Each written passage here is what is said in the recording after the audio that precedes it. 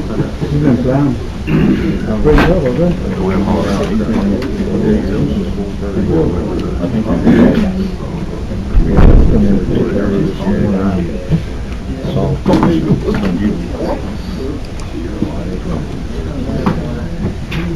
All right, everyone, I got 6 o'clock, so we'll go ahead and call this meeting to order. If you wouldn't mind rising with me, please. Well, the other thing is the opportunity to come together and think, always be asking you guys our discussion, operation, decisions, leaving ahead, you're making, correct? Allegiance to the flag of the United States of America and to the republic for which it stands, one nation, under God, indivisible, with liberty and justice for all. I'd like to welcome everyone out tonight to the regular council meeting for the city of Guy Ridge. Can I have a roll call, please?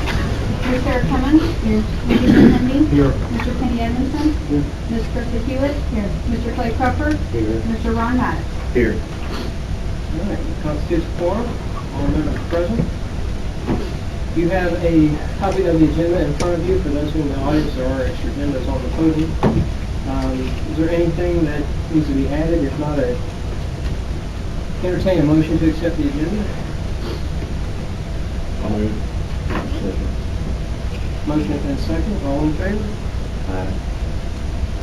All right, motion carries. Looks like I saw some hands moving there. All right, there are 2 sets of minutes. The last meeting was a special meeting, so we didn't do the minutes.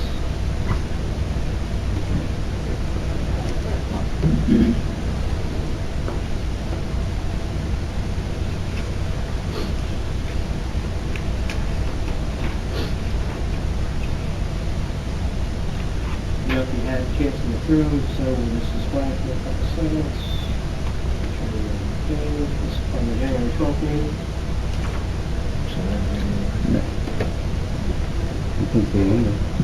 What's that? December 18th. I'm sorry. Yes.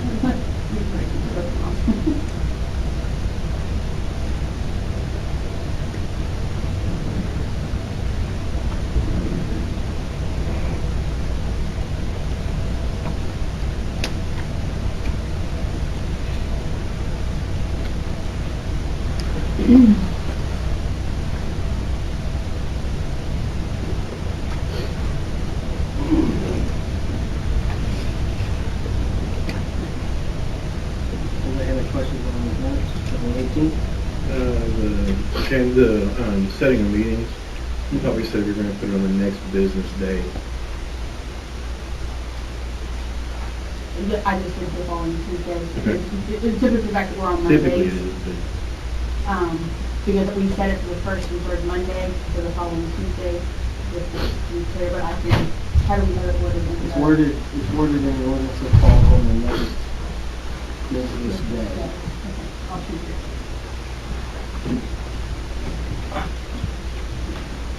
Any other corrections? Not going to entertain much to accept the minutes from December 18th with the one change. Motion by, second? Do I have a second? Second by Ron, all in favor? All right, motion carries. Second set of minutes is from the special meeting on January 2nd. And this was a special meeting because of just the date. January 1st was a regular scheduled meeting, we couldn't get, basically moved to the second.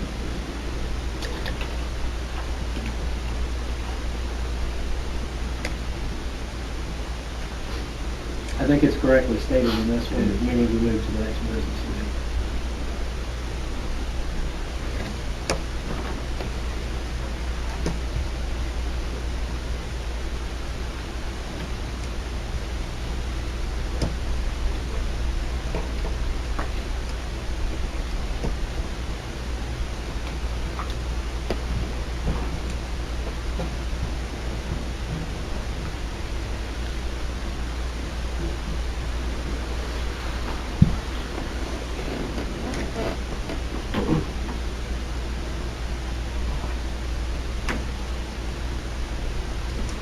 Anyone have anything they need to add to that correction? No, there's anything to accept it. Motion by Ron, second by Clay. All in favor? Motion carries.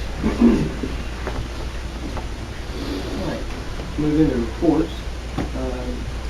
Calvin, you here for the fire department reports? I got it, actually. You got it. December, the end of the month, December, numbers are, EMS is slightly down over November by 12 runs, but we had 6 more fire runs in December than we did the previous month in November. So, total transports were 77. Was down, like I said, down slightly in the total response category. Had November pulled up. Year-end reports. We got it there. Looking back at the total numbers there, EMS at 1635, 312 for fire. Went back and looked at 2016's report. Don't know how the data was, so. According to 2016 versus 2017, we were down 300 EMS and 38 fire from 16, comparing that 17 and 16 report. So. Just for information. Anybody have any questions on these two reports?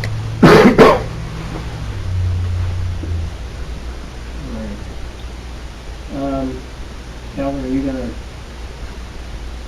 do the so-called thing? You can look at that, George, can you grab that light? this one. Yeah. That would be. These pictures were actually taken today, so.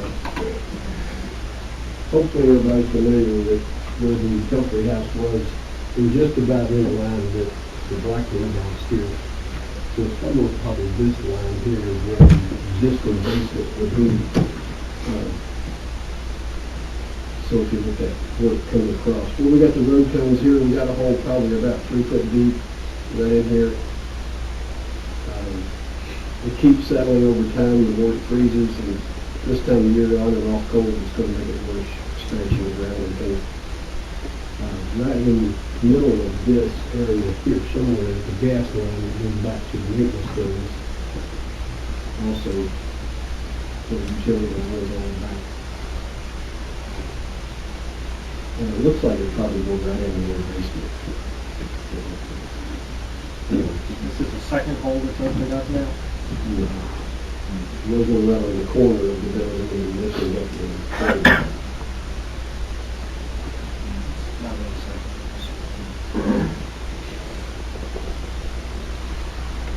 Where the foundation is set, and we got crack in the block.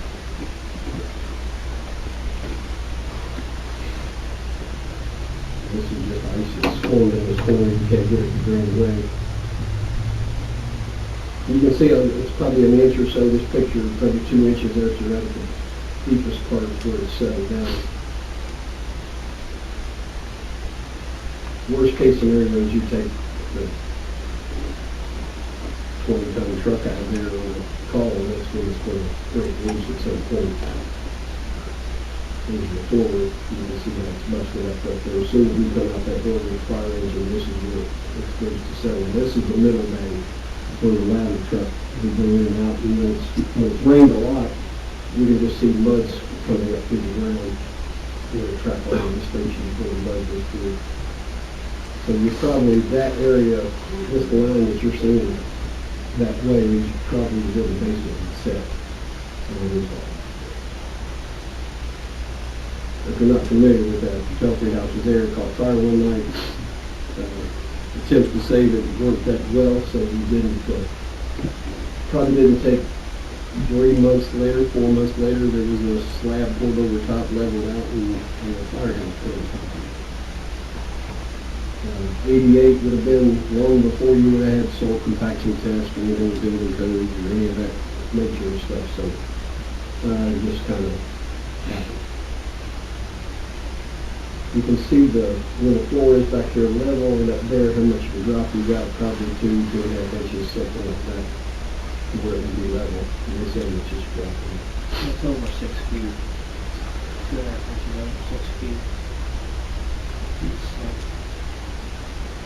So then I think the biggest thing we all just need to be aware of is one of these days you're gonna get that call or email that your fire engine or your ladder is going through the side of the building, and it's went through the knots and it's got through in the basement, and it's pulled the side of the truck, so there's hit the building, or whichever case scenario that actually happens. But I'd say it's just a matter of when, not if, it happens. We got over on the far side, closer to the city, the animals are going out all day. That seems to be the best bay we got, since it's most people use these people on this side. So, I think we've raised that concrete twice. Haven't bumped and raised it at least twice, haven't we? It was pier, 2 or 3. pier and jack once. Right, and then we filled it, then we raised it twice. We had jacked once, and I think we hydraulically took it twice, and raised it up, and, it's just, never been hold. You're chasing good money after bad, if you try to do it over that way, and it sort of takes it, so, I don't know what your answers are. Don't have those for you. But eventually.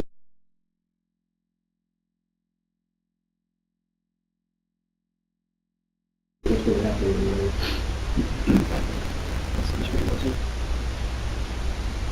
Where, you say it started on the outside?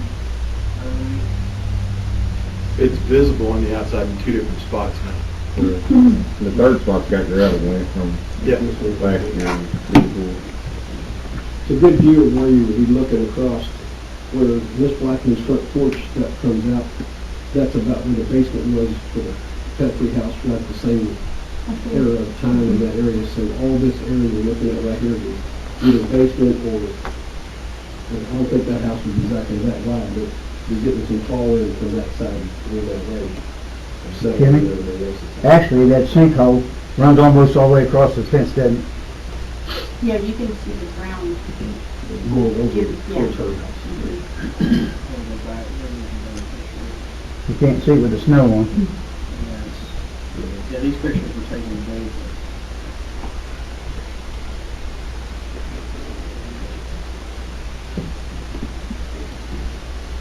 Yeah, this was the first one that's in this corner, when we first had it, even as much as 10 years ago.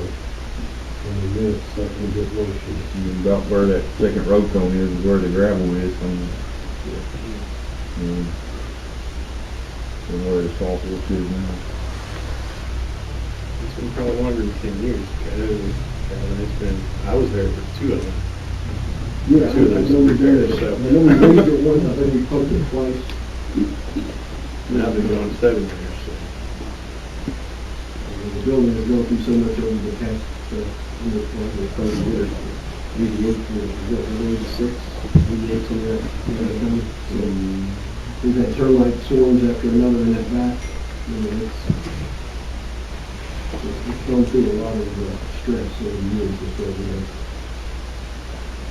I don't think it's anybody's wishing that something would happen to it, but it will, so you better have some kind of plan what are you going to do? I think we took a field trip back in the late spring, early summer, over there during the council meetings. Well, I know we did that before, but there's a newer crack that they've noticed. So this sinkhole that's opened up is new, and there's a new crack over in the bay that's closest to the city building, which just opened up, in the last couple of months.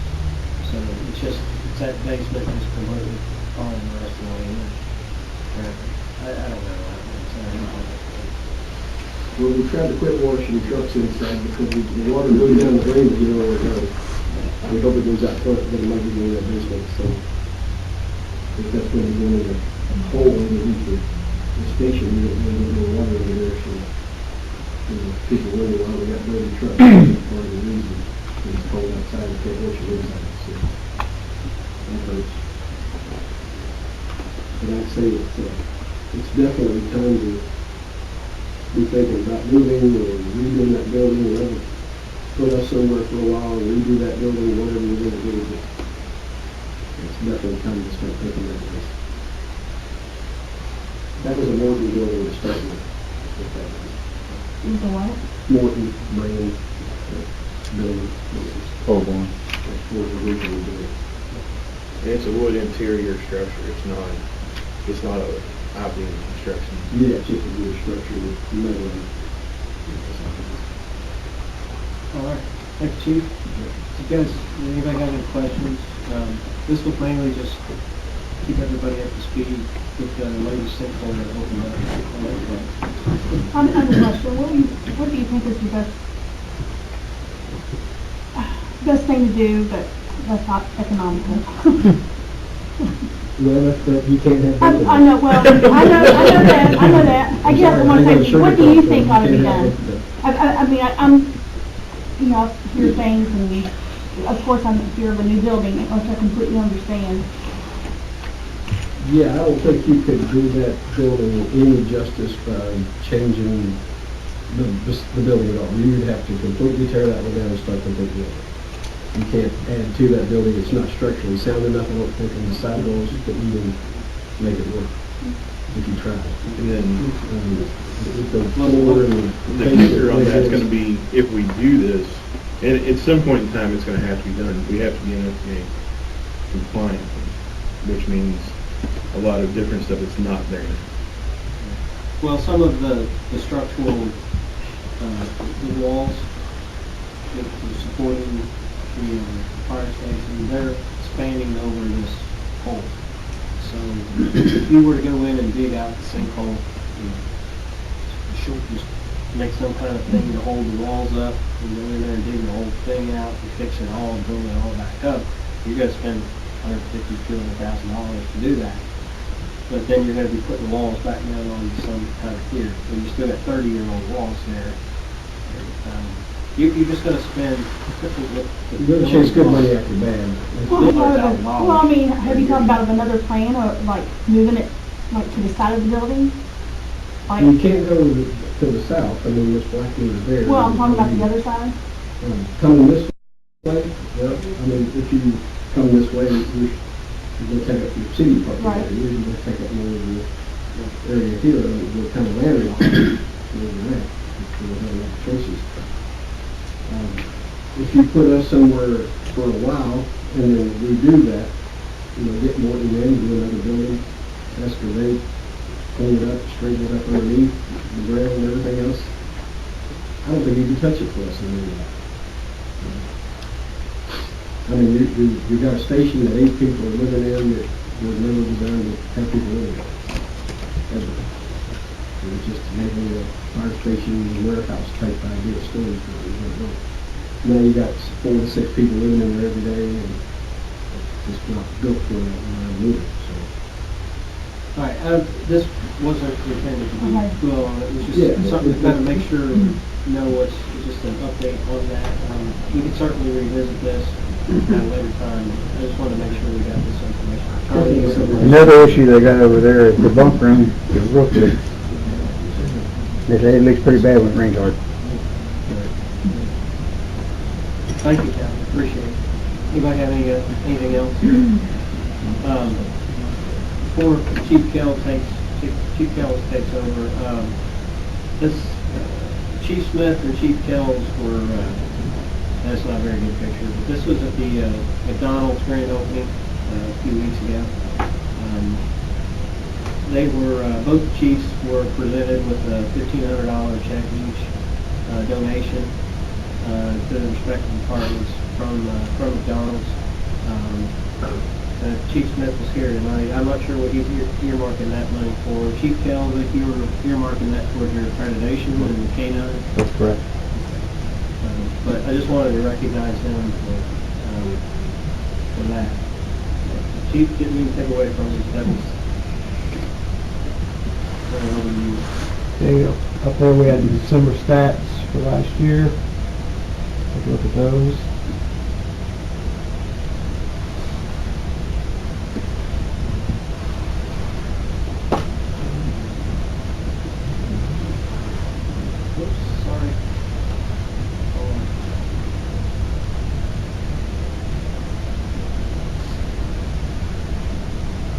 That's your year-end report there. That's, yeah, that's the year end one there. That's for the whole year, 17. Yeah. And the next slide, we graphed it out here for you to give better perspective. Just remember in 2016, we had 5 people here instead of 3. That's why the numbers are going to look a little different. Most of them's going to stay about the same other than your traffic stops. 2016 or whatever.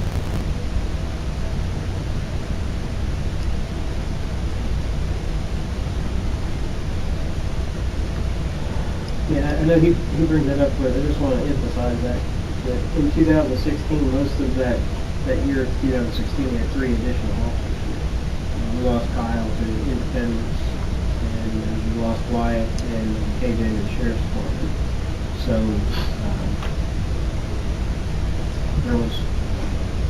there were more officers here, more officers making more stops, making more arrests, things like that. So that's the reason why 16 to 17 numbers. Sorry, I'm not paying none stats for positive fines. What color is that? It's this gray. Oh, okay. I know those are hard to read on the screen. Any other questions on that?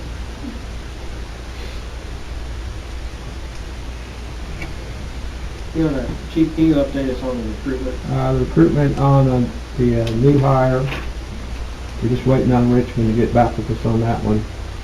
And we got him scheduled for March. And we tried to get 2 Army guys, and both of them didn't make it. They wouldn't accept him. So we're back to 1 again. Anybody have any questions for Chief Kelly? Okay. Rob? Yeah.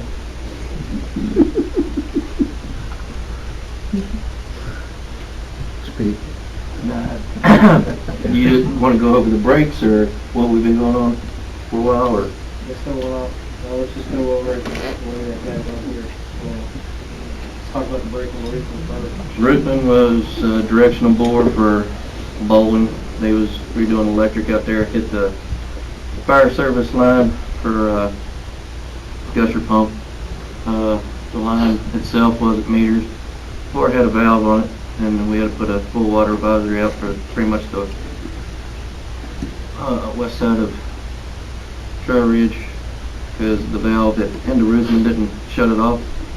So we brought it all the way back up to Warsaw Road there.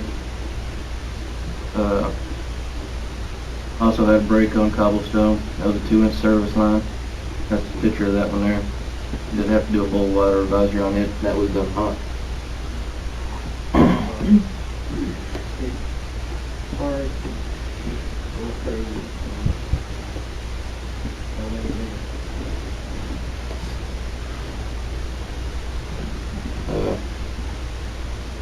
Up here the last few weeks has mostly been getting lines unfroze, meters unfroze, and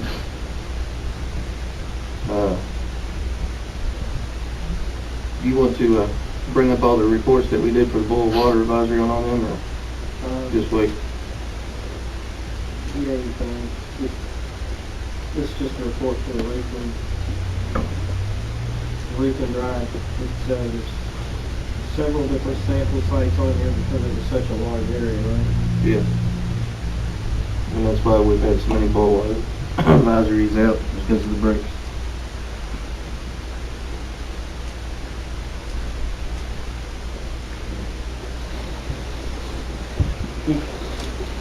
Bring us back up to speed a little bit on the leaks and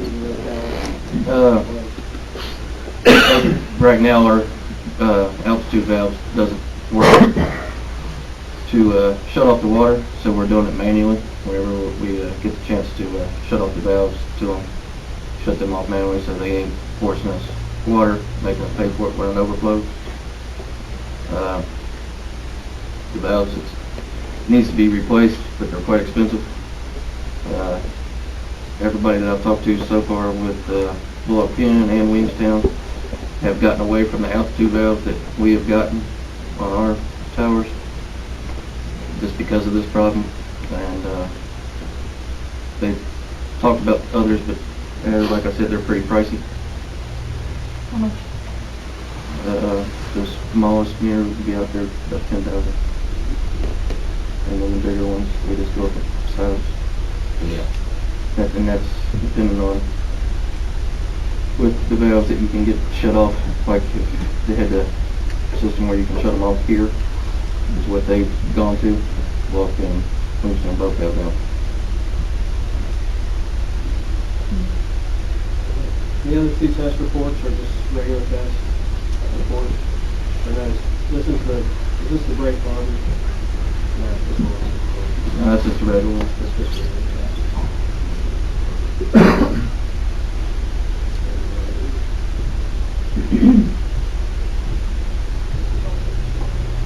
a weekly test.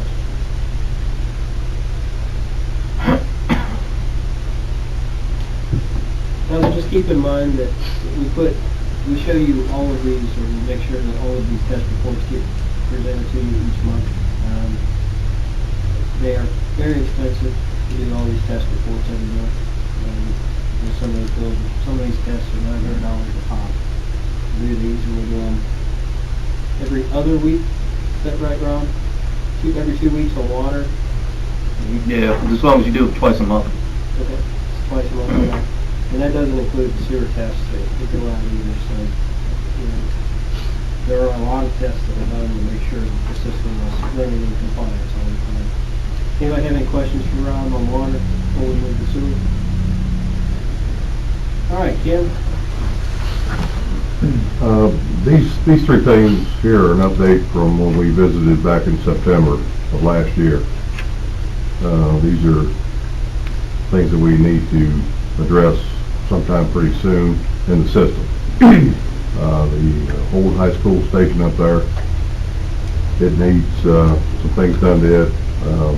The Walmart station is still at 50% capacity, so it needs some addressing on that as well.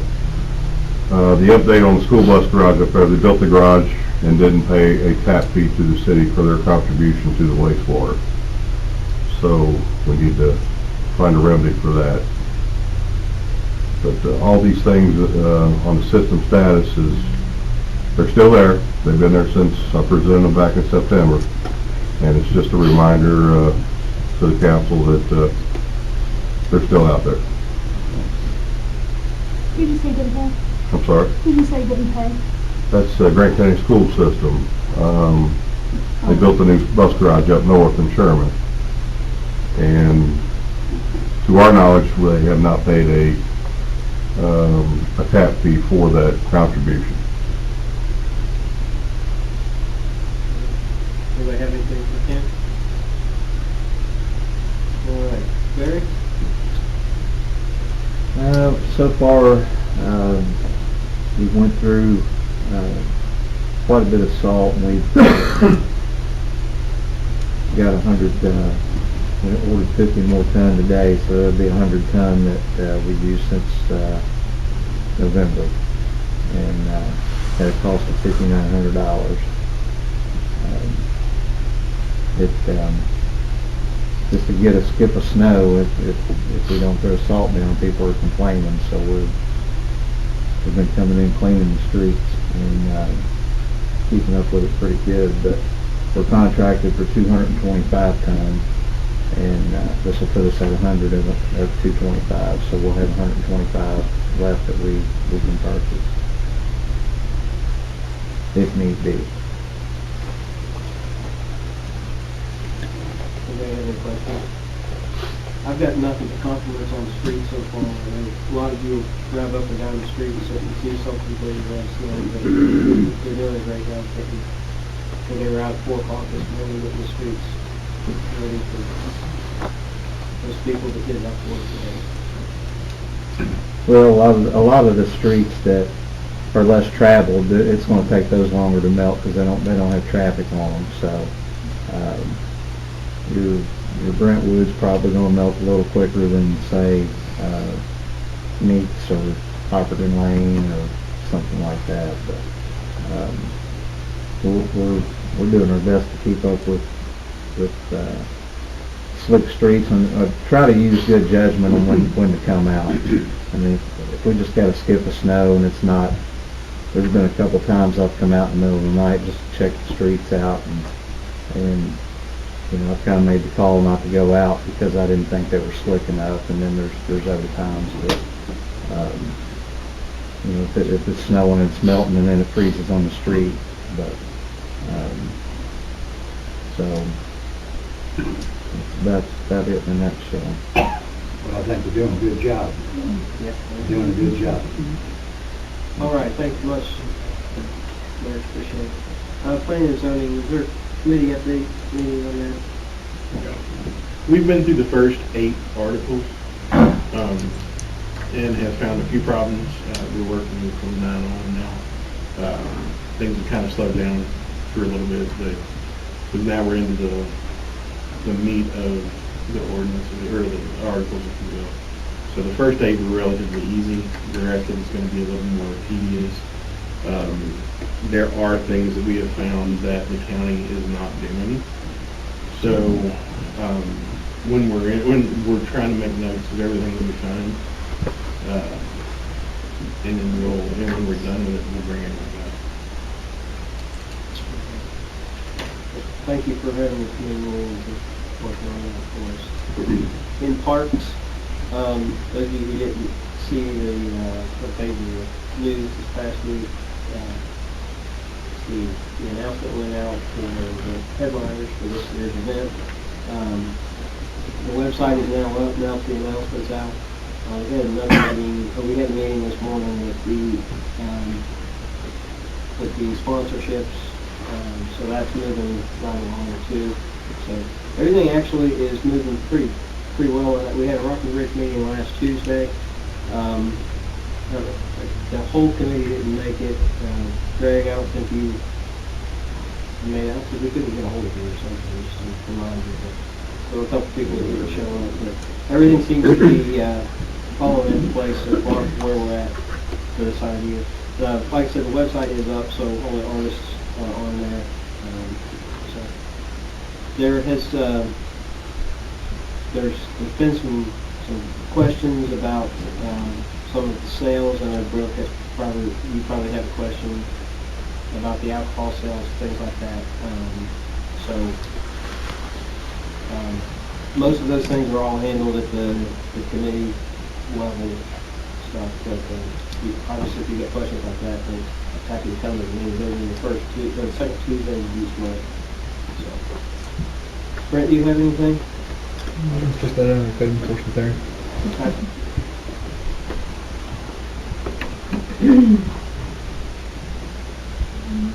Just some numbers I threw together, going back over things.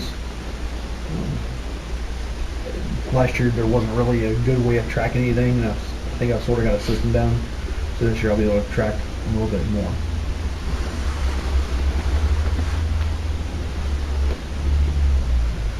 All right, thank you. For ABC, for report, Williamstown recently just made a change to their Sunday sales to reflect Crittenden's. I know a few months or or so ago, we changed our Sunday sales time from 1 o'clock.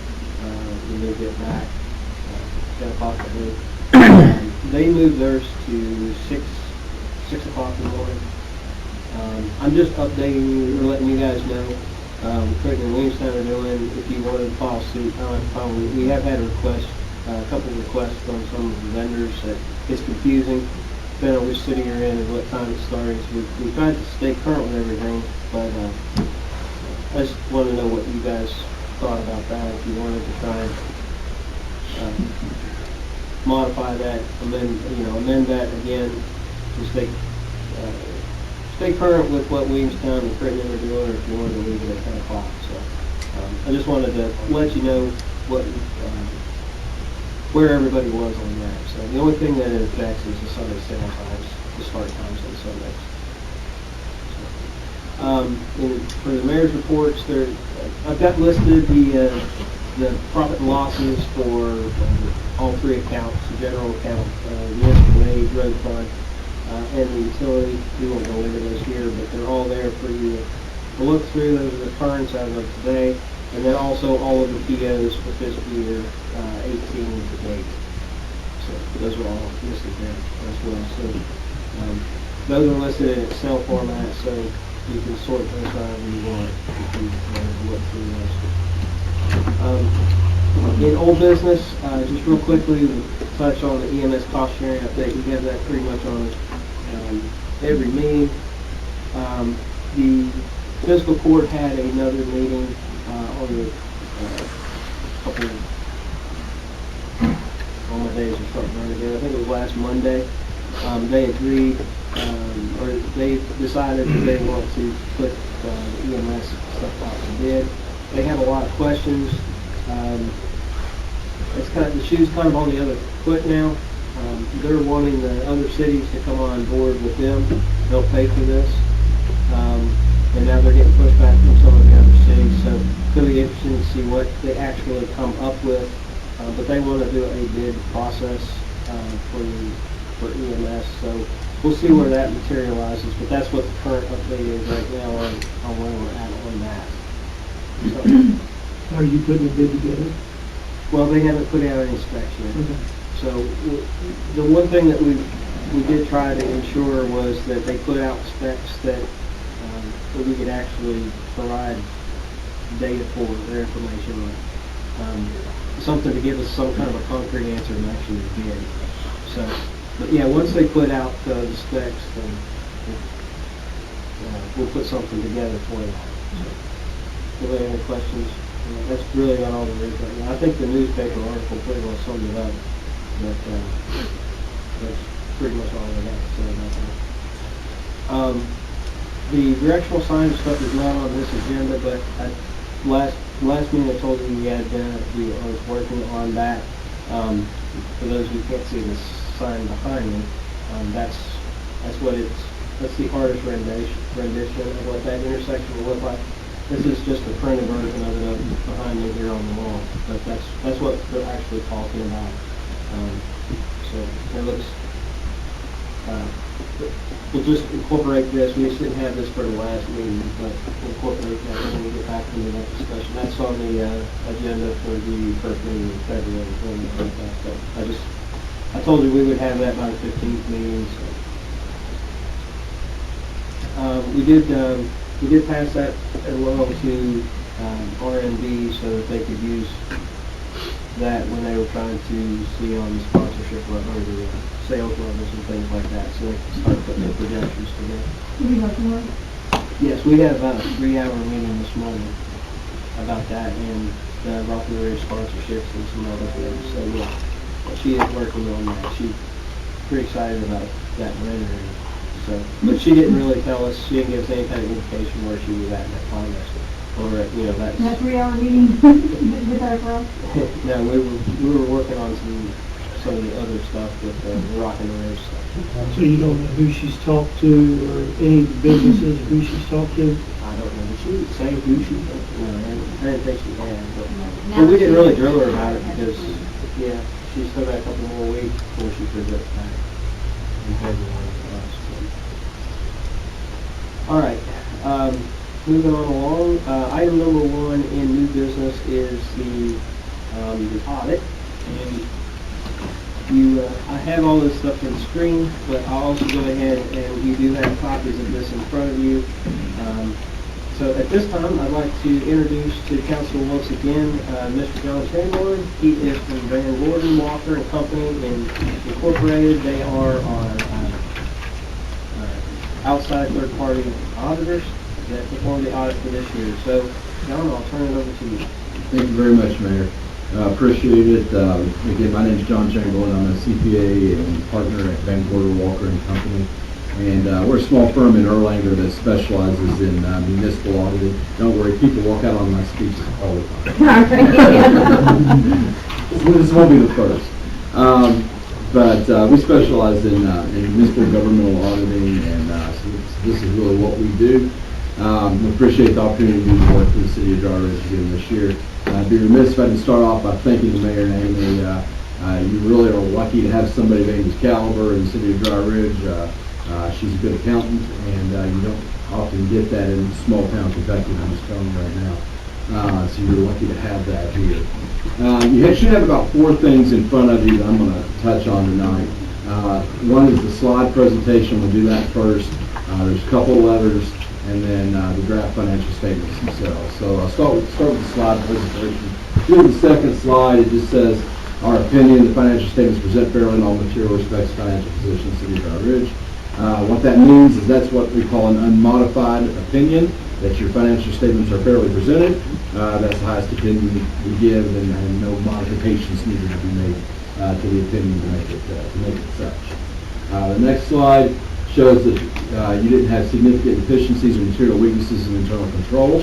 One thing we look for in every audit are your internal controls. So, who controls cash, who controls your assets, what processes are in place to control those things. And so we look for what we call significant deficiencies. Those are minor issues, material weaknesses, and there's nobody in control at all. So you don't have any issues with that, and that's good for the city this size as well. We also, part of every audit, we look for compliance issues, compliance with KRS, compliance with your pension, workers' comp, bond issues, your loan agreements, anything like that, and no issues of non-compliance to report. So that's good as well. This slide right here touches on kind of the things that are in that one of the first letter, what we call the governance letter.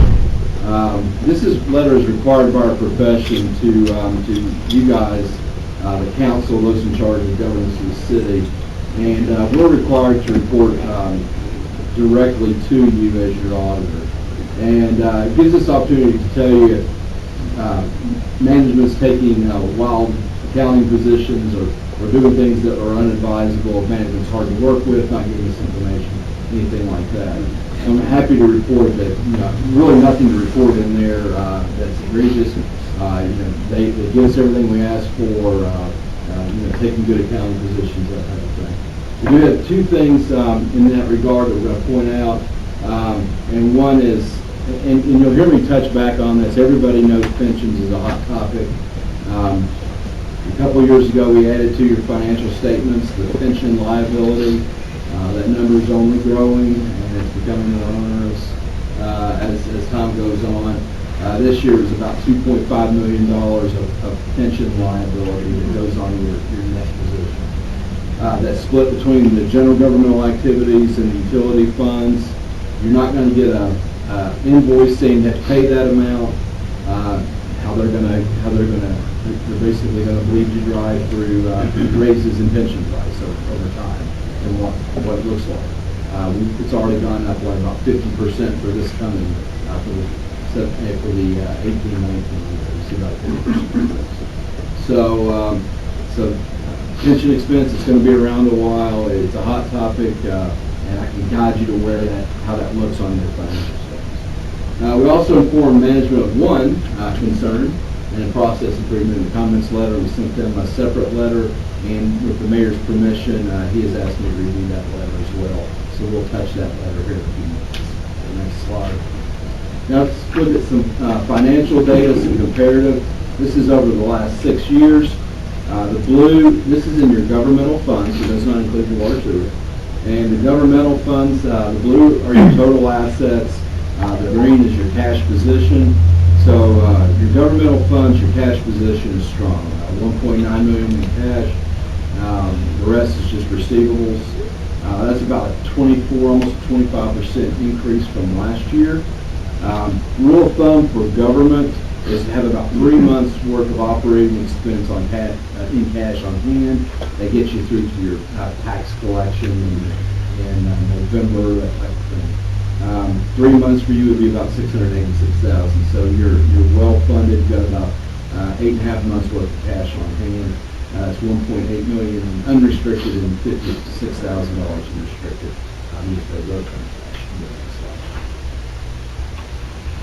The next slide, same slide, but for your utility funds. And you see there total assets. They step down a little bit every year due to depreciation, but you see your total assets decline just slightly. Your cash position, almost exactly the same as last year, changed just slightly.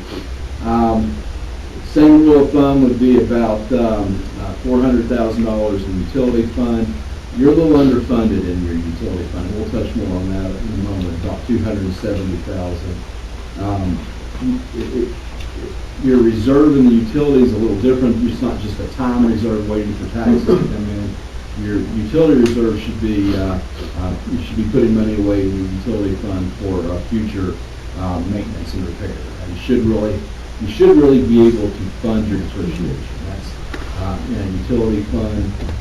This year, I think you had about $180,000 in depreciation. You would want an account sitting there with about $180,000, that you'd add about $180,000 to fund that. That would be the goal. That way, when things break, you have to replace float valves that cost $10,000, you've got money on hand to do that. Next slide. The red arrows, that's... The red arrow is about where that cash would be for about 3 months. About 3 months, $442,000. Next slide is long-term liabilities for your governmental activities.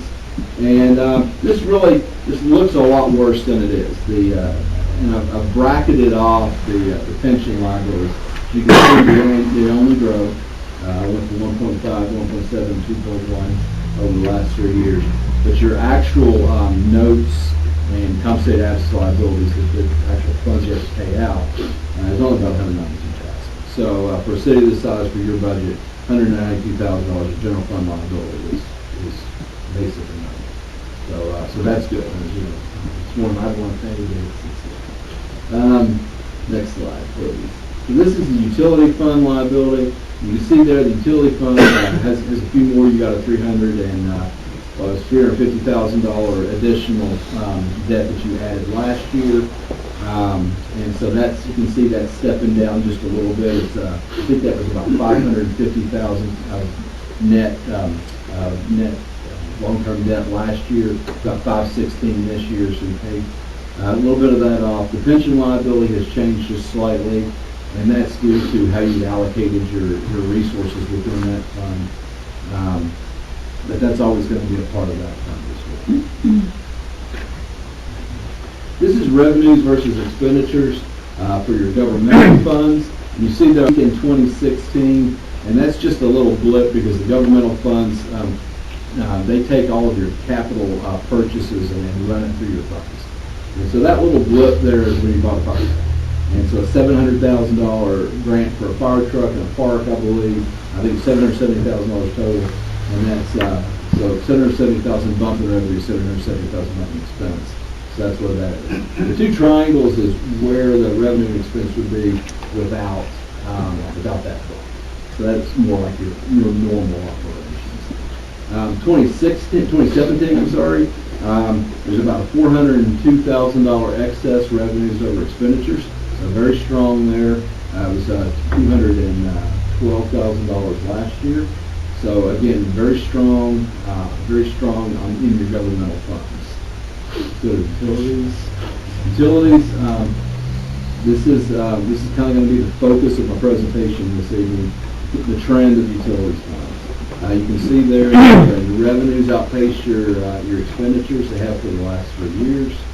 The revenues are flat to decreasing. In fact, that's a pretty sharp decrease. I don't know if it was just a wet summer, and a lot less watering or what, but it's a pretty sharp decrease in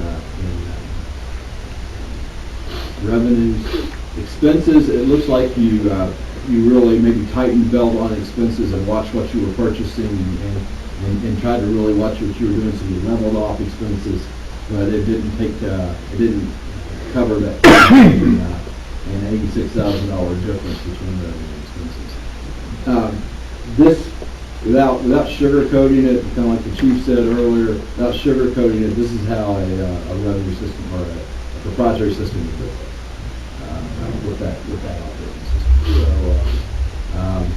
So, and that's probably as good a time to point out the management comments letter, Mayor, if that's okay, I'll just deviate and bring that letter up if you don't mind. We'll go down to that. So while we're on that topic, let's just do it. So, yeah, so this was my one comment to the, to management, to the mayor, and he asked me to share this with council, and that's just the net losses. The last 3 years' net losses of 117, 280, 367. You know, really, quite honestly, a healthy proprietary fund, that should be exactly the opposite. You should be making about enough to fund your depreciation. So you should be making 180, you know, 280 is probably a little higher, making about 180. So you're upside down in that system. Again, a proprietary fund of a city government or a proprietary fund of governmental entity should be self-sustaining. In other words, you should not have employees of the general fund doing water sewer work and then paying for them out of general fund. That's not the way that fund is set up. This should be set up like a business. It should be basically profitable in that it makes enough money to cover its expenses for now and future expenses. So down the road growth, maintenance, repair, etc.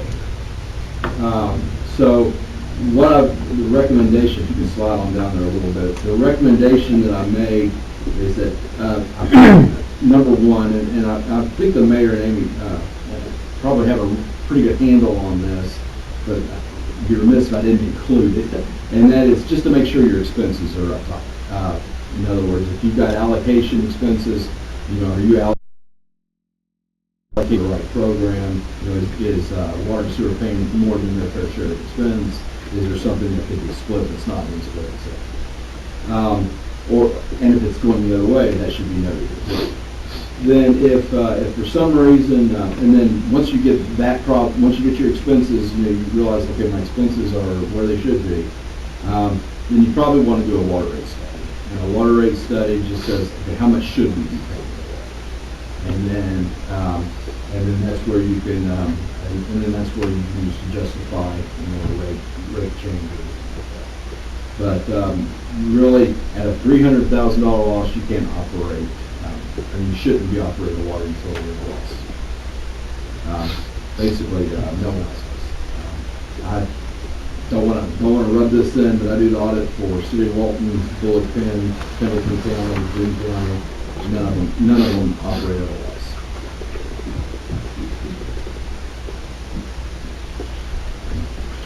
If you want to go back to that, where we were. And this is total expenditures for all governmental funds. You see there $2.7 million expenditure in 2017, 16-17, 1.1 million for fire, police about 337, capital outlay 324, general government 322, and 243 for public works. Go ahead and flip over to the next slide. These next few slides, I'm not going to talk about them too much, except to say that this is a 6-year comparison. You can kind of see how they've grown or contracted over the last couple of years. General government slightly higher, about 20% or about 18%. Police expenditures about a 5.6% increase, but relatively stable there. Fire been stable, it's like for about 3 years, slight increase. And this is utility fund, it's a 2.3% decrease, about 1 million. But stable nonetheless for public works. And then debt service. The debt service has actually gone down. Actually paid off that $45,000, or we paid $45,000 last year to pay off a KIA note. Previously USDA note. But excuse me. It was the KIA. Yeah. And so you paid that, made the final payment on that. So your bond payment's about $2 this year, and then you added new debt.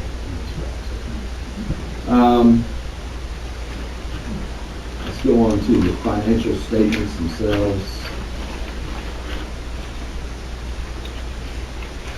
Page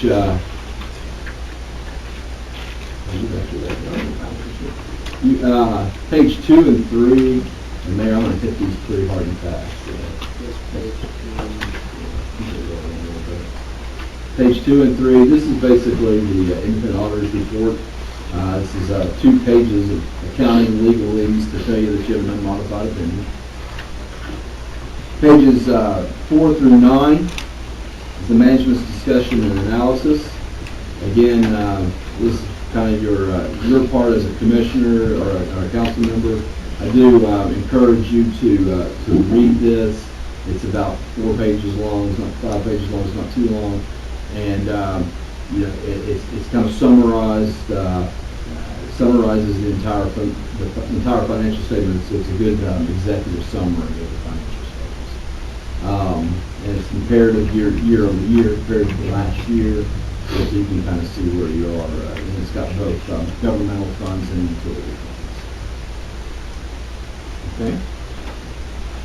All right, on to page 10. There. This is the statement of net position. This is what we call a government-wide statement of net position. It includes your governmental activities, that's your general fund and municipal road fund. That includes all your police fire. And then your business type activities, that's your water sewer. The government-wide statement is different than your balance sheet in that it includes your capital assets and your long-term debt are included in the statement. You see their total assets, I'm about halfway down on the right-hand side, about $6.5 million. That includes about $2.2 million in cash, roughly $3 million in net capital assets, net depreciation. The deferred outflow of resources is a number that's related to the pension. And it's about 3 numbers that combine to make your net pension liability. That's like almost like a receivable or a prepaid amount. It's a prepaid expense related to the pension, and not a number we really need to focus on. Just scrolling down a little bit to your liabilities. The top amount, the current liabilities, those are the amounts that are due this year. The non-current liabilities are what we call long-term liabilities, so they're due after this year. You see there your note due more than 1 year. Those are your notes and leases payable, and it's $615,000 across the government.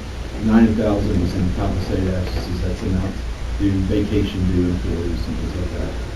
And then the $2.5 million in net pension liability. So assets minus liabilities is what we call the net position. So your total net position is about $2.8 million. That's a good thing. That's your equity. About $2.4 million of that is invested in net capital assets. $56,000 is restricted for municipal aid, and then $339,000 unrestricted. Page 12. Page 12 is the balance sheet. So this is very similar. This is for just for your governmental activities. It's got your general fund, municipal aid road fund broken out, and it's summed over in the right-hand column. So you see their total assets of $2.2 million in the general fund, $56,000 municipal road aid for $2.3 million total. Current liabilities of $168,000, and then assets minus liabilities is your fund balance of $2.1 million.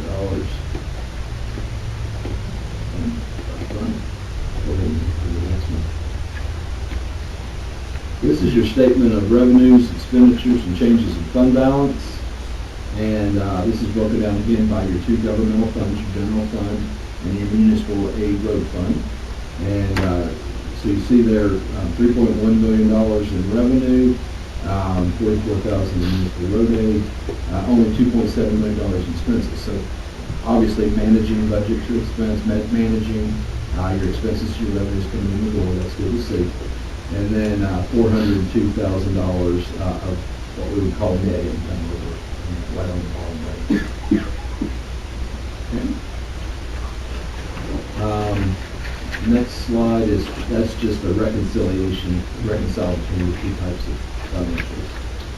This is the net position of the proprietary fund. We already kind of looked at that on the other slide. This is just one next And this one is probably more in your wheelhouse. Total operating revenues for the proprietary fund, again, $1.4 million. $1.76 million of operating expenses. Of that, $180,000 is depreciation, so that's non-cash. So if you kind of want to factor that out of there, that's a non-cash expense. But even that, doesn't really make up to the, that's only half of that $300,000. Okay. Interest income, interest expense. So again, total change in net position down to the bottom, about a $341,000 loss. Go to the next slide. This is a slide I like to point out to anybody that has fiduciary funds or anybody a business. This is your cash flow from your proprietary fund, and if you see this line right here, net change in cash from operating activities. Normally for a water district, normally for a utility fund, that number is a high positive number, somewhere in the $150,000. Very seldom ever you see that as a small positive number. Because that's your main operating activities. That's not including the interest you pay. It's got depreciation back out of it. That's only the cash that transpired. That's the cash you get from your customers, the cash you pay for your suppliers, and the cash you pay for your employees. That's all that is. That's the bare bones. So it's got everything that's oddball, pension costs or depreciation, all that's non-cash. It's factored out of that. And you see there, basically you made a little money, but very little in your operating activity, but not enough to cover your principal, or just enough. Once you factor your other things in, like your depreciation, then that's where you really start to look. Page 18 through 35 are the notes to the financial statements. And Amy wanted me to read these word for word, but I'm just going to summarize. Page 24 is this is your capital assets for your general fund, your governmental activities, your capital assets. So you can see your assets, and you can also see how old they are. And that should be slightly interesting to you in that if you've got almost $4.8 million of assets and $3.2 million of accumulated depreciation, that means your assets are just about at the end of what we would call a financial useful life. Okay, doesn't mean they have to be replaced tomorrow, but they're nearing that age. Okay, so when you start to when your depreciation number starts to creep up, it'll get to be the same age as your asset totals. That means your assets are getting older than your depreciation. Next slide. Same is true for your business activities. $4.7 million in assets over that subtotal. See your accumulated depreciation of $3.1 million, again $1.5 million of age. That means your assets are getting older. At some point they're going to fail. At some point they're going to decrease.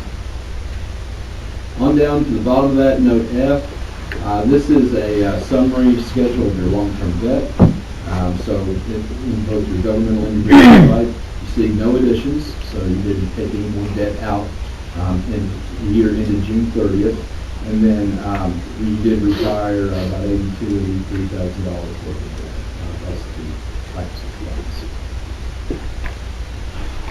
loans. The next few pages are really helpful for planning purposes, and they show the long-term debt, principal and interest that's due in each of your debt issues. So the different types of notes and loans that you have. So it shows how much is due for each one of those over the next few years. Beginning at the middle of about page 27, this is the pension note, and it drones on for about 8 pages or something like that. If you want to read that over and have questions, I'm happy to answer what I can, but it's dry. I'm just going to the rest of this stuff's exciting. Yeah. let's see, the bottom of page 34.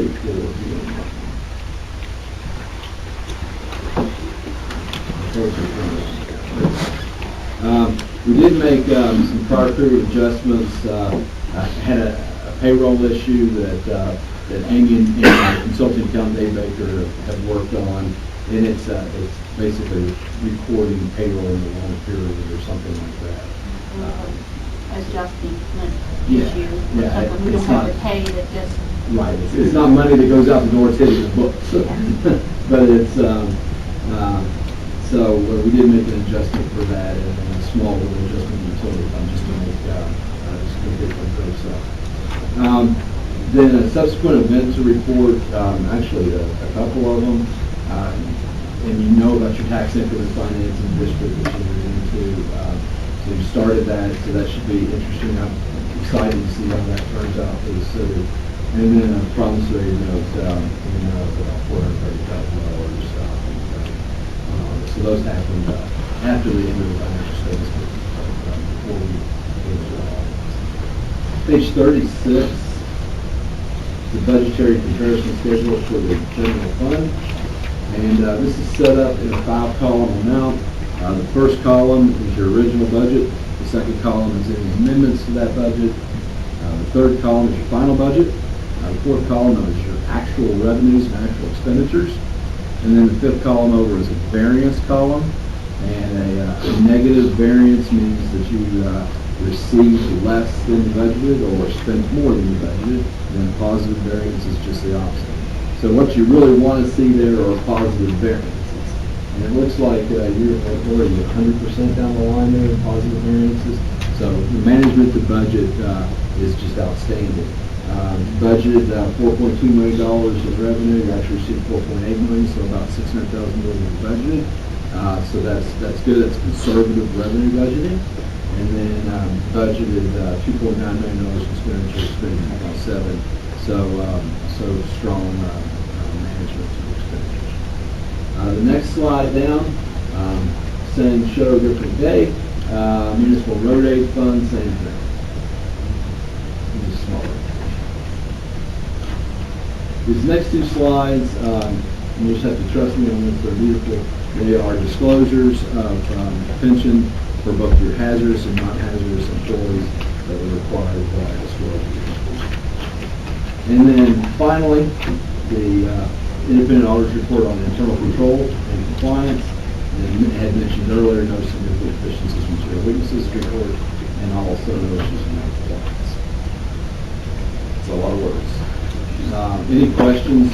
You had a complete understanding. Can I go ahead and pass the test out? John, if we could, I'm going to find stuff. It's in there.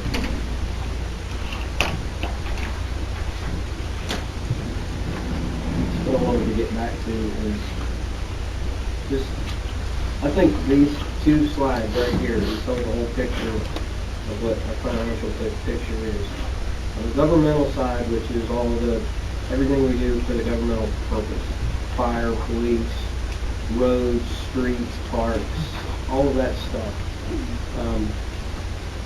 The way that I'm reading this is telling me that we need to be at least at this red line to be able to say we're doing good.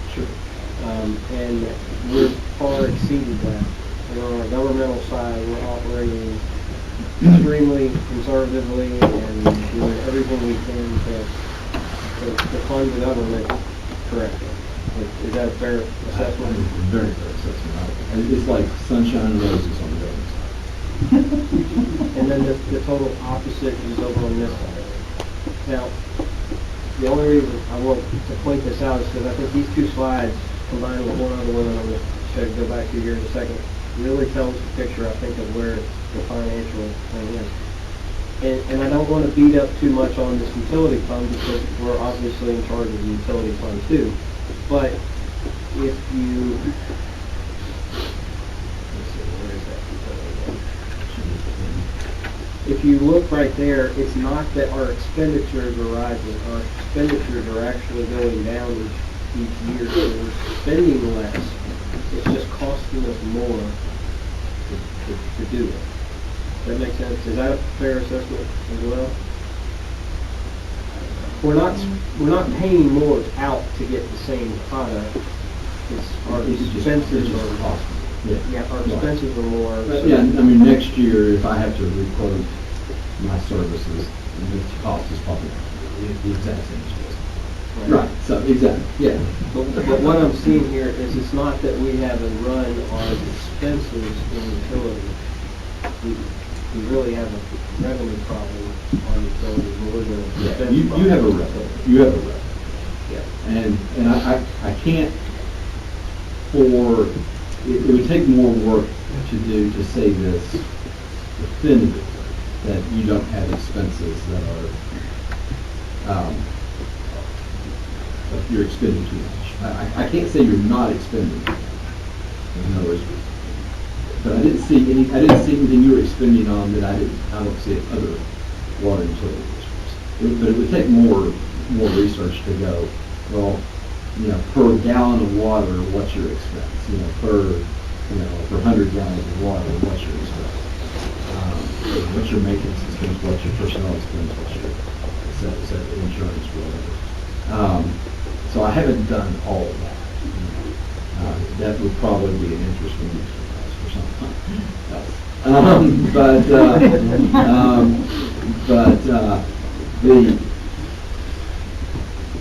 Short of that, I don't see that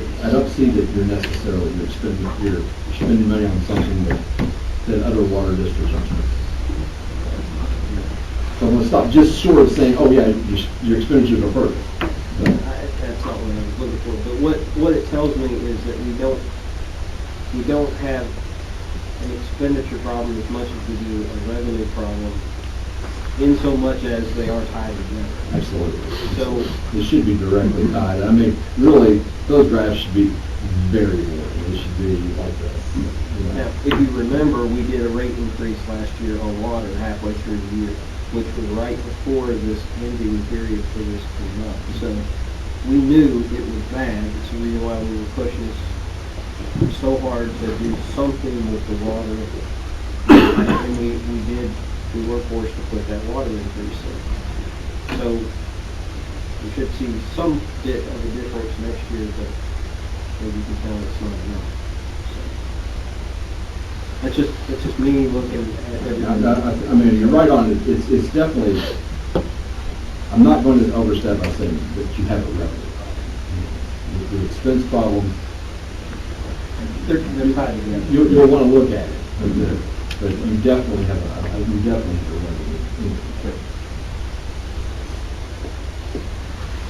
There has to be more questions. I was Sure. How do you arrive at the depreciation factor? It's just standard straight line depreciation. So, Does your company actually do that, or? Yeah, no, your consulting accountant, Dave Baker, does that, and it's based on the age, and you take the purchase value. So you put in, $100,000 piece of pipe, and you say that's going to last 40 years. It's 100,000 divided by 40, and you take so much years. So with the upgrading of our water line that we just did on Blackburn, would our depreciation factor go down next year? It would probably go up because there's a lot of caveats to this. It's a little more complicated than what I'm saying, but if you upgraded the line, like you went from a 8-inch line to a 12-inch line, something like that, they probably put it in there at a higher amount. So some of the repairs we were talking about earlier in our reports, would that make our depreciation factor go down if we were able to address some of those issues? No, the depreciation is strictly based on the value of the object that you purchase. Okay, so you purchase a pump and you install that pump. Over the life of that pump, if it's 10 years, you're going to take that pump and every year you're going to cost out the price of that pump a little bit every year for 10 years. It's like buying something over the top. Okay, you're only expensing a little bit of it every year. it just seems that our depreciation factor for just 1 year was pretty substantial. Oh, yeah, it is, and it's, I mean, we take. I just don't understand how we arrive at We take that. a sewer, well, what's your sewer plant? How much? We don't have sewer Our plant. sewer lines. Your sewer line, okay. So it'd be our whole, Your entire sewer system. yeah, so all of our lines, you're gonna look at all of your water So you have a lines. new water tank, what's your water tank for? How much was that? Right. Not $900,000? Or is this even bigger? $3 million? 300,000. Just have it redone. That was revenue. Oh, no, I mean, to put it in.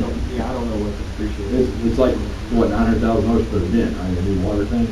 Yeah, if you're gonna put a new one, Yeah. you do something. So like when they that. put that in, its life is so many years, and I don't know what it is, I'm sorry. But let's say the water tank's life is 25 years.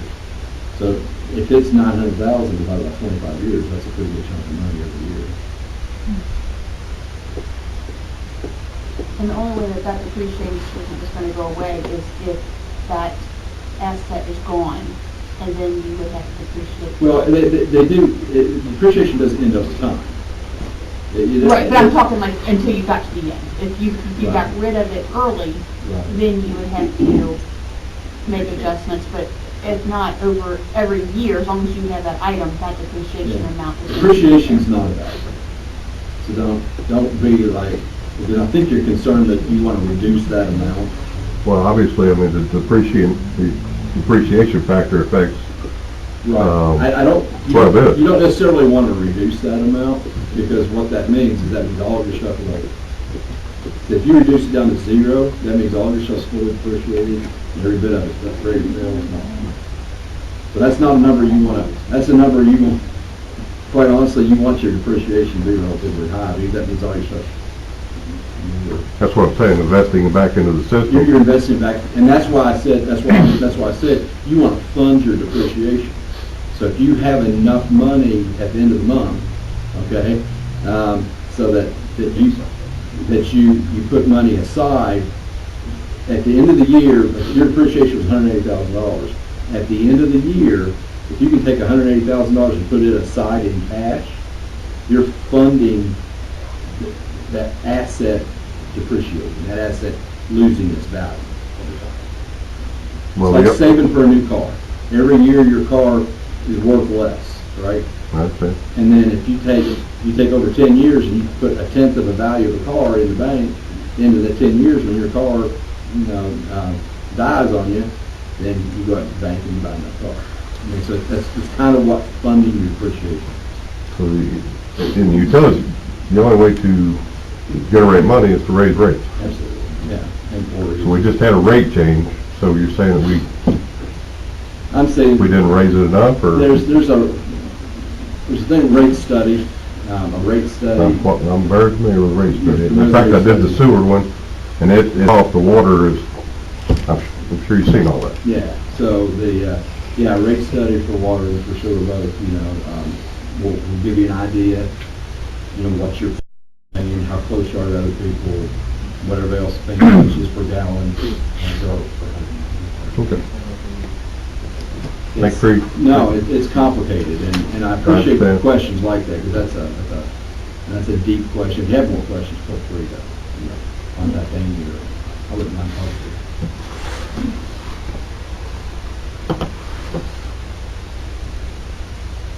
Has to be more questions. No? I know it's a lot of information to kind of go over, but.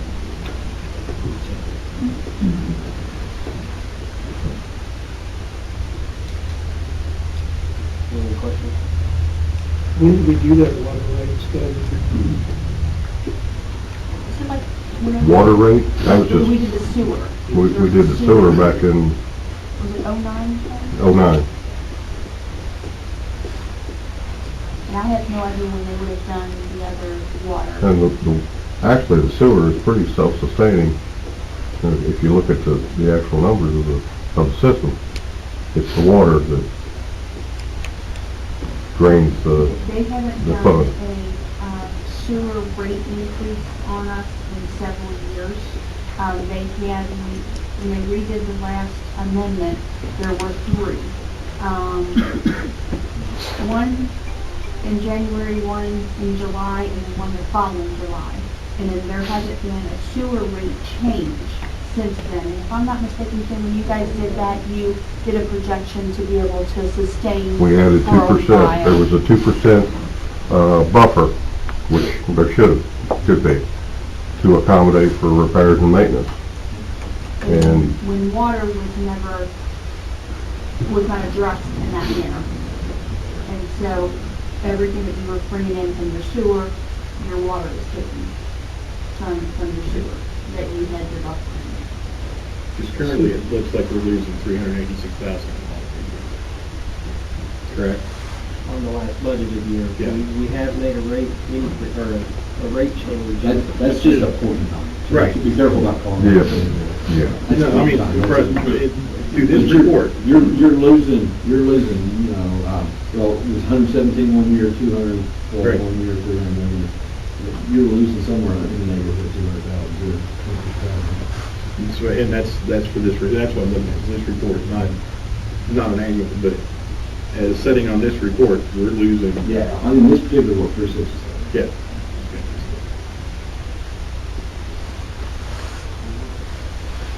All right, well, if there's no other questions, John, appreciate your time, thank you very much. Extremely entertaining presentation.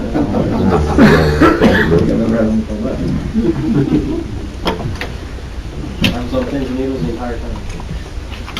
All right, item 2, new business is executive session, directed by KR 61.1, section C, containing litigation. So, motion to go into executive session by Jim, and second by Sarah. All in favor? All right. We will be back in just a few minutes. Yes. And there's nothing I can do for sessions there. No. I know, but. That's when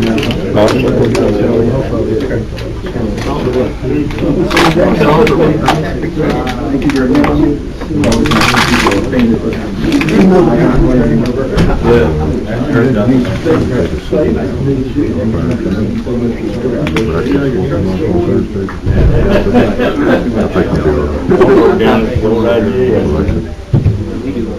Saturday.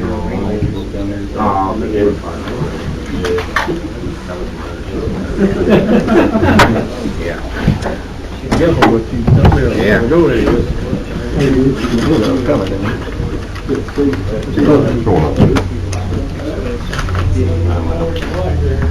Oh, yeah. Good day.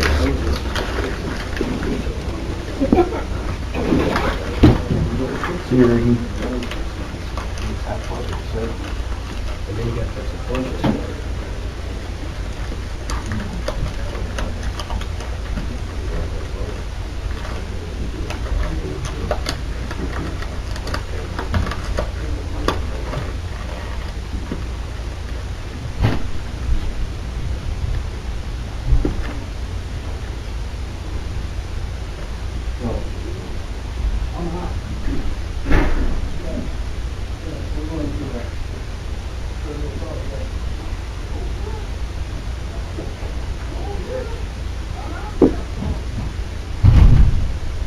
What you doing, boy? Didn't wake over there? Huh? Never mind. Keep listening, you're good. What? Nothing. Oh. I didn't know you had your headphones in. Huh? I didn't know you had headphones in. Yeah, I got them today. Awesome. You like them? Yeah. For $4. Woo! Save some money. Mm-hmm.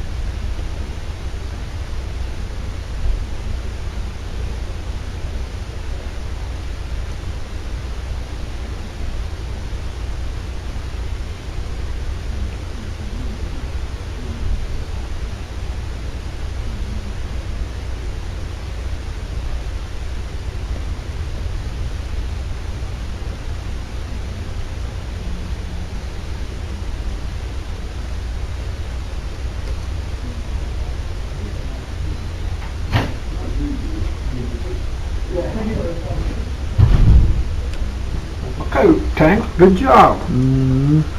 What are you crying about? Nothing. What? Nothing. Playing on Facebook. What are you doing? Is that the city phone? Nope. Bullshit. Bullshit, you're busted. Well, that's a Sprint. That's busted your ass. For rent. You have a Facebook on my phone? Sometimes I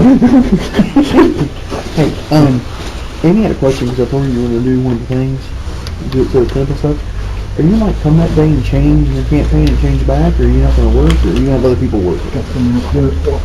Well, I just didn't know if maybe during the daytime you were going to go down there out of uniform and then come back. Okay. Well, I told her you probably had somebody else working. So. I don't want down there with the fucking crowd. Well, no, and that's one of the I things. want up this way some. No, that's okay. We'll get you wherever you want. You can get in and out. Well, that's the thing. Most people want to be down there in the middle of it. Yeah, Which I know well, I you ain't don't. selling that shit, so I ain't Right. selling it. So yeah, well, we'll figure something out. But, because she probably won't stay. I gave you the application, right? Yeah, because they probably won't stay there all day anyway. Yeah. Yeah, that's I fine. just want to be able to get her in and out. Yeah. Yeah. All right. Well, as soon as we get the prices set, I'll let you know. How Bob. much for the damn get on the radio and shit? I don't know. We haven't said those yet. That's what we're going to work on Wednesday. Then what I get? Oh, well, I think you said the minimum's going to be $100, and that's just maybe get your name on website and social media. So you're looking at more than that. What do you mean more than that? More than $100 For what? to get your stuff on things. Get my stuff on Because things. I think it'll be $100 to put your name or your sponsor on Facebook and on the website. Okay. If you want it on shirts or on banners down there or anything like Shirts. You know the shirts we wore last year. I didn't get no shirt last year. The orange shirt I had on. How much for the banner? I don't know. Oh, Actually, you know what? Do you have a banner made up? Because I don't say you I tell me don't. I forgot my fucking jacket. Oh yeah, thanks you. Yeah, I got a banner made up. Okay. Well, because that's what I was going to say, because I was going to say it's so much that, like, last year people had to donate money, but then we won't make a banner because that's money we have to spend. So you I have to make my provide your own own banner. You provide your own. I don't know what they're going to set it at. I don't know. Where will you put it? Don't have a clue. You might pay for something I don't know what I'm paying That's what for. I'm saying. We're supposed to figure this out on Do Wednesday. I get on the radio? Maybe. I don't know. I don't even know if we're doing radio this year. Oh. But like for the day event, depending on what it is, I know hopefully if the sign goes through, you'll get on it, and then you possibly get on TV. $500 fucking dollars. No, that day the event is going to be. I think the way they're talking about it is that day is only going to be people who have sponsored the event. Okay. So it's going to be one specific What are we day. talking about? I don't know. But then like, see, we're supposed to be having our own TV channel. We just signed up. Yeah, you know how like Williamstown's got their access and what? Yeah, so we've got ours. I've got the equipment in there, but I've got to get other stuff. When are you going to have this up? I'm waiting on other input to Cincinnati Bell and other vendors. Oh, we're going to have it up this year? I'm hoping to. Hoping to have it up before this event. It's getting cold out there. Is it still snowing? Yeah.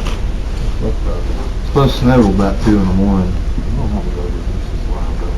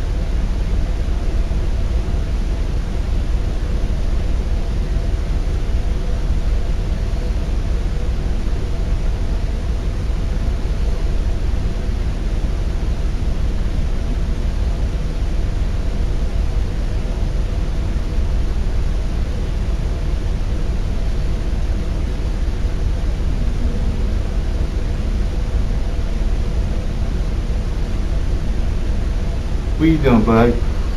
Oh, you got headphones Oh. on. What do you look to, Barry? Anything? Nothing, trying to decide what to do. Yeah, I didn't think Rob was coming back. I hate to go salt now because it's going to keep doing this till 2 o'clock in the morning. Of course. It ain't like we got a whole lot of salt back there that we really went You through don't? Friday and Saturday. Did you go through a bunch?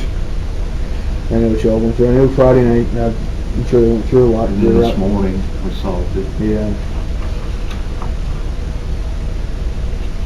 I got 50 ton ordered, should be here tomorrow or the next day, but So how did they get that down there? 'Cause I know this last time they brought a smaller truck.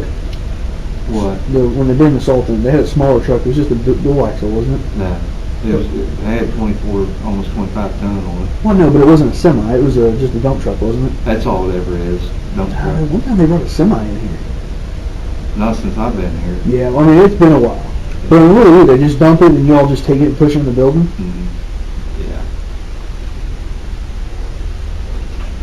Yeah. It'd be nice if we ever were able to get someplace where we could redesign it to make it look like there's a drop chute or something from the drop it in, Yeah. and it go down to where you all need to go or whatever.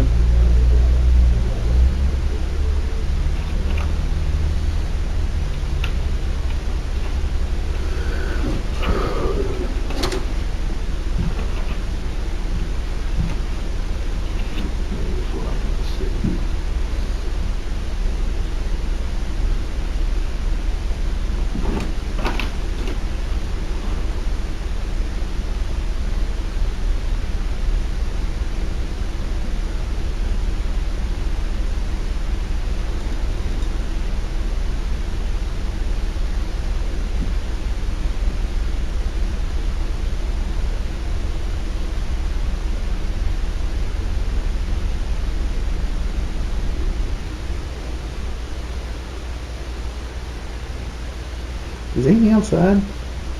Well, she's in there, and she, I don't know. She's up here talking to, what's his name? The artist. I didn't know if she went outside or whether she was still in there with him.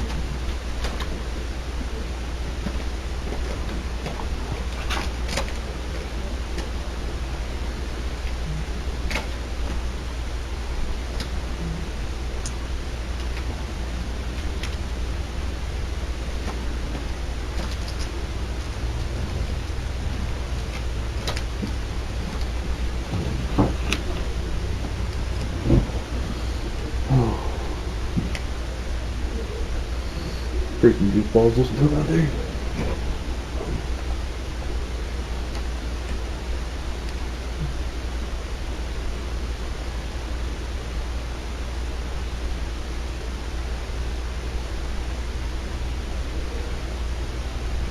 I want to get a copy of this.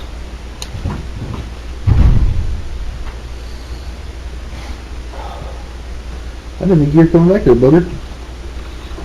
No, I got stuck behind dude going I just 20. Just figured you And I were was going. just- Just figured you went home.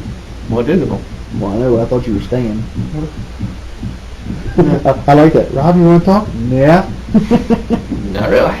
No. See, that's the thing, man, I hate to throw that shit down now and then it's going. Did you tell Rick? Did you tell whoever? Is he on site? No, I hadn't talked to him. Brad might come. Brad should come out. That's what you want to do? Follow me. Did you? I don't want to be the reason they don't have school. They already got it called up. Oh, they do? Well, there you go. That ain't no big deal then. We'll just come out.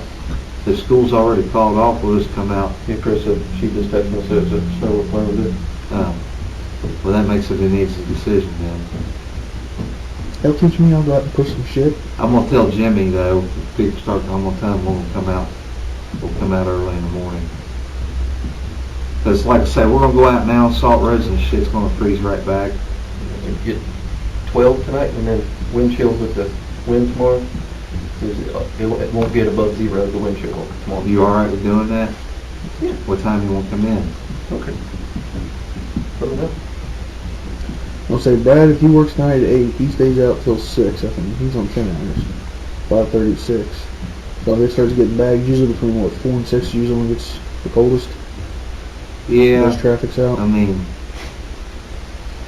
if they're not having school, it makes it an easy decision. Yeah. The thing is, we come out and salt at 4, I mean, people going to work's gonna have a few slick streets, but they can't drive on it. Yeah. You know what I'm saying? Can't babysit them. I'm just gonna I think anything in the forecast for anything coming. As far as I know. to do it. You know how it changes and stuff. Yeah. No shit. Will you tell me what time you want to come in, and we'll do it. I'll answer whatever you want. Oh, cool. 4:30. Cause like I say, we're gonna be pissing in the wind right now. We're gonna go out there and salt. It's gonna melt. It's gonna refreeze. Won't do no good. So I'm gonna tell him, so if somebody says something, I can be the bad guy. We can supposed to be up to date. You don't want to tie her not too bad. He's got to go read some meters too. We may have to put it up to date. Hell, she said you just put it, drive around the truck with you because you just plowing. They get the other stuff, get the ones that can't read next day or whatever. Well, I'm just gonna tell him what we're gonna do, since schools can't, that's what I'm worried about, with school. But if school's canceled, no big deal. There's no sense in us going out there and throwing salt down that, because it's gonna keep doing it, and we'll just keep running over it. They just congratulate us. What a good job you did, man. Yeah. Good job, Barry. Pick it up. Well, I'll take the ass chewing. Hey, If something changes, I'll let you know. Huh? the county's up salt. They must be. They're out of salt? They don't want to be. Are you serious? Hey, did you ever find out what that app was? It's just on that Just on that website? website. That's enough salt, one bin. Like that one. Should be. There wasn't enough to it. Huh? Well, what's your radar show? It's a big blue blob and it keeps coming. Well, I wish he'd hurry up so I can tell him what's going on. I mean, so many times, I don't know how they're exactly. I don't know how long they were back there. Well, you know what they're talking about. It's going to be one. It's one of the two, I'd say. Come It's on. pending litigation. What's Rick's phone number? Did he? Oh, you said Brad's working. Yeah, it's pending litigation. So it's not bad. Yeah, there's a big green batch coming too. It's going to be heavy on us. You see that? What? The big batch here is going to be heavy on us. So I wonder what Brooke was wanted up here tonight, you know? Well, like I say, it ain't like we've got a lot of salt back there, so Yeah, I understand. we'll just wait. Just go borrow some from the county. See the gate's open. That's what I just told them they're at. But you said you had one bin, go borrow it. I don't want that crap they got. They got chunks out of there about the size of half of that table right there. Well, They was out there busting it up today. see, the problem was, we got plenty of salt back there when Friday hit. They used a lot of salt, and then Saturday morning was salt. I couldn't order more salt because I didn't know where to put it. I ordered 50 ton today, so it should be here. Usually, they deliver it the next day. But I'd say everybody's needs some. Yeah. So, get one again. I'm going home. Okay. Just text me whenever you're ready to know. All right, I'm gonna try to wait till 4:30 in the morning. I don't call because I don't want to wake Brandy up, so I'll just text you. All right. See you, man. See you, Rob. If you want to go on a go, I'll just tell him. Huh? If you want to go on a go, I'll tell him. Well, I want to make sure he's okay with that. I'm sure you won't care.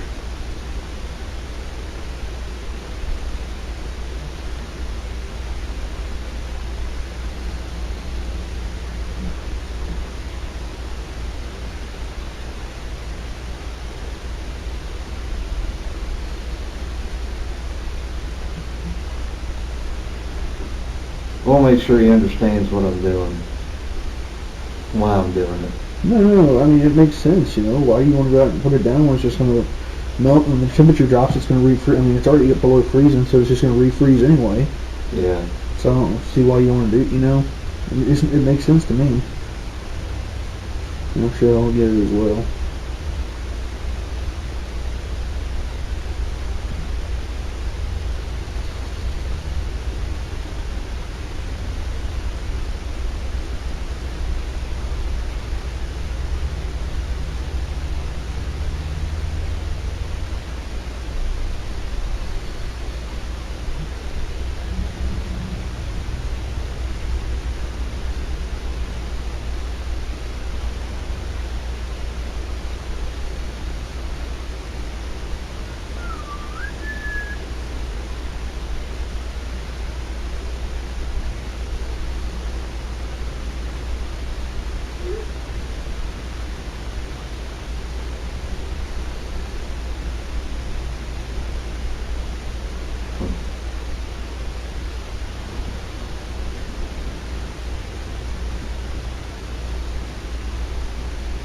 believe the county's out of salt.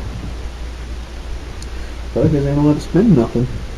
Man, they're 2 people short. James Rayburn quit on Friday. What happened with, Bobby Newman's grandson. yeah. So is it back to work, or is it?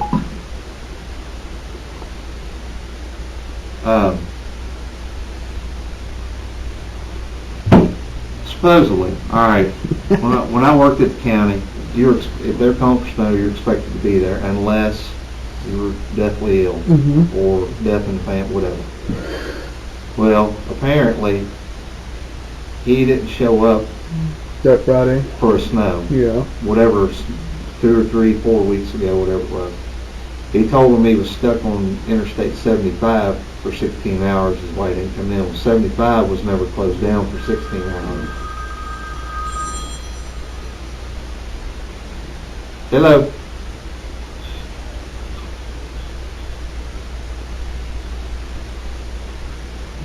Yeah, well, I'm just waiting on him to get out.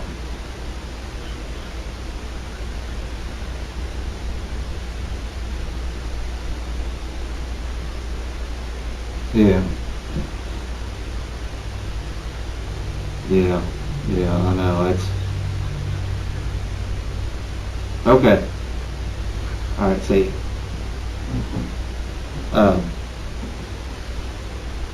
He didn't show up, so they were either going to fire him, and I think he went ahead and quit, No, okay. but Steve Tatum wanted to fire him. And then James Rayburn come in last Wednesday or Thursday, and told him his last day was Friday. And he come in Friday morning, and I guess him and Steve had a few words. Steve told him he was screwing him, screwing the other guys by leaving, and James ended up leaving at noon and never stayed to help that night.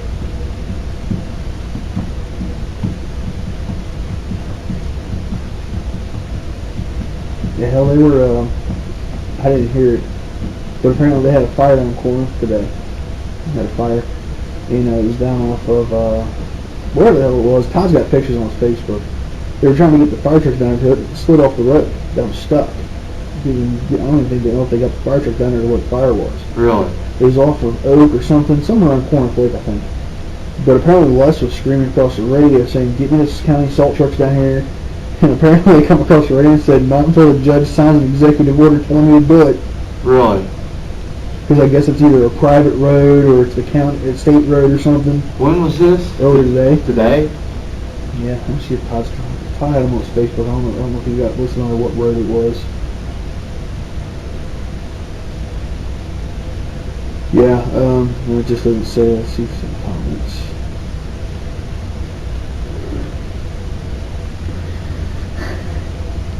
Yeah, apparently we got one of the trucks down there, but they couldn't get something else down there to give them water.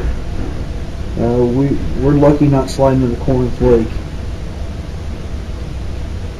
So yeah, I mean it's apparently Jimmy heard it. I think heard more of it than I did. I just heard from what he said. Huh. Hey, everybody left. Yay.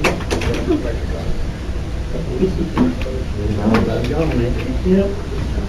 We'll make a motion, we come back in. I got it.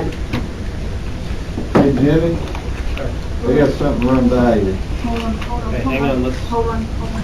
Does it need to be talked about in the meeting or after the meeting?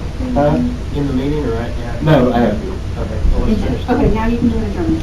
Okay, so you got all of that? I got that. Okay, motion to adjourn I get by Sarah. I don't care. Well. Ron, all in favor? All right. Ah.